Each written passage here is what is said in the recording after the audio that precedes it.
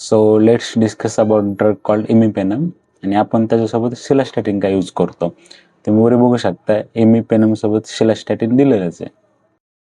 तर जे इमिपेनम आहे ना ते कार्बिपेनम क्लास अँटीबायोटिक आहे, बीटा लॅक्टम अँटीबायोटिक आहे आपल्या पेनिसिलिन सारखंच, आणि जे एक्सक्रेशन किडनी वाट होते आणि किडनी मध्येच ते हायड्रोलाइज होते म्हणजे डिस्ट्रॉय होते एक प्रकारे.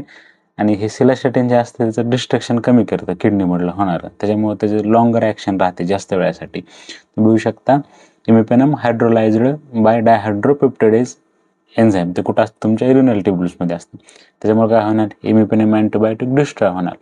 पण आपण त्याच्यासोबत सिलास्टॅटिन यूज केलं तर ह्या एन्झाईमला ते इनिबिट करतं, त्याच्यामुळे जे आपलं इमिपेनम आहे त्याचं डिस्ट्रक्शन होत नाही, त्यामुळे त्याचे ॲक्शन जास्त वेळासाठी राहतील. ते एन्झाईम आपलं जे हे अँटीबायोटिक आहे बॉडीमध्ये जास्त वेळासाठी राहतं, त्यामुळे त्याचे ॲक्शन पण किंवा त्याची पोटेन्सी इन्क्रीज होते. त्यामुळे आपण इमिपेनम सोबत कधी पण सिलास्टॅटिन दिलं जातं.